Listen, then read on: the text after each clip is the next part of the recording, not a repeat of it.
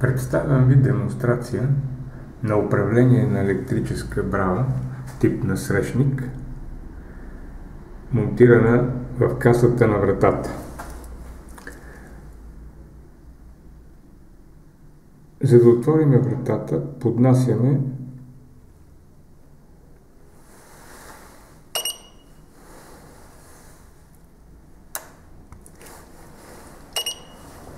и вратата се отваря. Насрещникът е монтиран в касата на вратата.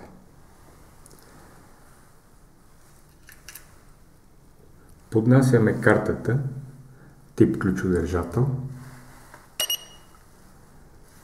и вратата се отваря. Другия начин,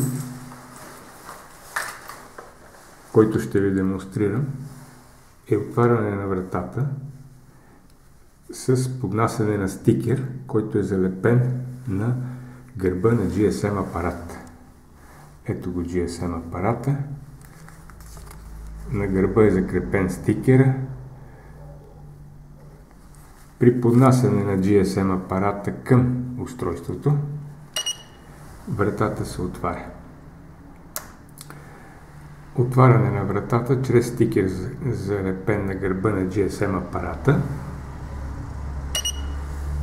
Единия вариант и другия вариант е поднасяне на картата тип ключодържател и вратата се отваря. Програмиране е да се отваря в продължение на 5 до 10 секунди, които са напълно достатъчно, за да се отвори вратата.